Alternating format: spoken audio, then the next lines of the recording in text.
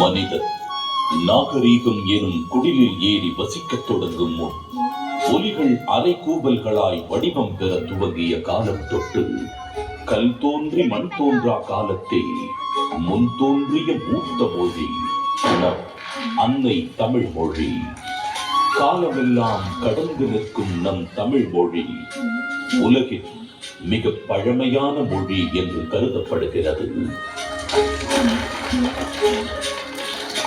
மொழிகளுக்கெல்லாம் தாய்மொழியாக திகழ்ந்து தமிழரின் வரலாறு, வாழ்வியல், அறம், மாண்பு மற்றும் கலாச்சாரத்தின் அடையாளமாக மிளிர்ந்து வரும் அன்னை தமிழ் மொழியின் தொன்மையை அதன் பண்பாடு, இலக்கியம், சிற்பக்கலை, ஓவியக்கலை, கட்டிடக்கலை மற்றும் கல்வெட்டுகளில் காண முடிகிறது. 3 பிரிவுகள், 133 அதிகாரங்கள், மொத்தம் 1330 குறள்களில் இப்பாரினை அளந்து இவ்வுலகிற்கு இன்றியமையாத பொதுமறையை இயற்றித் தந்த தமிழ் தாயின் தலைமகன், வையத்துள் வாழ்வாங்கு வாழ்ந்த தெய்வ புலவர் திருமகனார் திருவள்ளுவர்.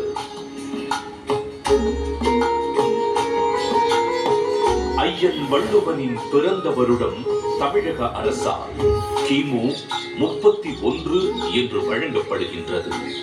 சென்னையின் மயிலாப்பூரில் வாழ்ந்ததாக கருதப்படும் இவர் காவிரி பாக்கத்தை ஒட்டி வாழ்ந்து வந்த மார்க் செயின் என்பவரது மகள் வாசுகியை மணமுடித்தார் என்றும் கூறப்படுகின்றது. தன்னை பற்றிய குறிப்புகள் மிக குறைவாகவே கிடைக்கப் பெற்றுள்ள போதிலும் தன் சொற்களால் தமிழ் கடத்தி சாதி மத வேதங்களை களைந்து மனிதத்தை உயர்த்தி பிடித்தவர் வள்ளுவர் திருமகனார்.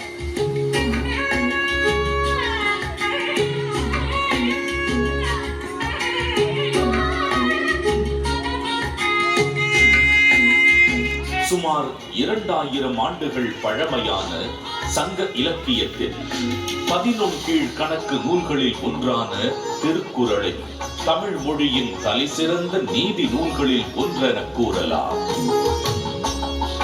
1.5 அடியில் 7 சொற்களில் மட்டுமே கொண்டு எழுதப்பட்டு ரத்தின சுருக்கமாக, அதே நேரத்தில் மிக ஆழமான கருத்துக்களை வெளிப்படுத்தும் நூலாக, மிகச்சிறிய வார்த்தைகளில் மிகப்பெரிய தத்துவங்களை அடக்கியுள்ள நூலாக இருக்கும் திருக்குறள் இன்றும் அது வகுத்தளிக்கும் நெறிமுறைகளுக்காகவும் அது வழங்கக்கூடிய பகுத்தறிவிற்காகவும் தமிழர்கள் மட்டுமல்லாது பல்வேறு மக்களாலும் விரும்பி போற்றப்படுகிறது.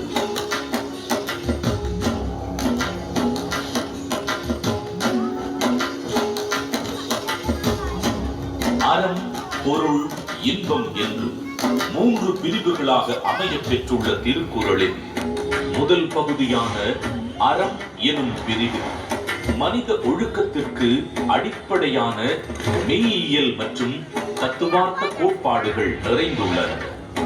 உதாரணத்திற்கு, காலத்தினார் செய்த நன்றி சிறிதெனினும் ஞானத்தின் மானப் பெரிது எனும் குறள் ஒருவர் செய்யும் உதவி மிகச் சிறியதாக இருந்தாலும் அதை தக்க காலத்தில் செய்தால் அது இவ்வுலகை விட பெரியது என்று கூறுவதன் மூலம் நட்பின் மேன்மையையும் உதவி செய்வதன் முக்கியத்துவத்தையும் எடுத்துரைக்கிறது. அடுத்த பிரிவான பொருட்பாலில் வாழ்வுக்கு தேவையான பொருளீட்டுதல், சுய மற்றும் சமூக முன்னேற்றத்திற்கான குரல்கள் இடம்பெற்றுள்ளன. உதாரணத்திற்கு, கற்க கசடர கற்பவை கற்றபின் நிற்க அதற்கு தக எனும் குரலில் கல்வியின் முக்கியத்துவம், கல்லாமையின் தீங்கு, பொருள் கூர்ந்து கற்றல், அதன் பின் அறவழி நடத்தல் போன்ற எக்காலத்திற்கும் பயன் பெறும் கூறுகள் இடம்பெற்றுள்ளன. மூன்றாம் பிரிவான இன்பத்து பாலில் இல்வாழ்க்கைக்கு தேவையான அகக்கூறுகள் இடம்பெற்றுள்ளன. உதாரணத்திற்கு, உடம்பொடு உயிரிடை எண்ணமற்றத மடந்தையொடு எம்மிடை நட்பு எனும் குரல் உடலும் உயிரும் பிரியாமல் ஒன்றாக இருப்பது போல இல்லற வாழ்க்கையில் இருப்போர் ஒன்றாக இருத்தல் வேண்டும் என்ற பொருளுடன் காதலின் சிறப்பையும் இல்வாழ்வின் மேன்மையையும் உணர்த்துகிறது. ஏறத்தாழ 60க்கும் மேலான உலகின் பல்வேறு மொழிகளுக்கு மொழிபெயர்க்கப்பட்ட திருக்குறள் உலகெங்கும் அதிக அளவில் மொழிபெயர்க்கப்பட்ட சமயம் சாரா நூல்களில் ஒன்றாக திகழ்கிறது. திருக்குறளின் இலக்கிய வடிவமும் பொருளடக்கமும் அதன் செம்மொழி தன்மையை வெளிப்படுத்துவதுடன்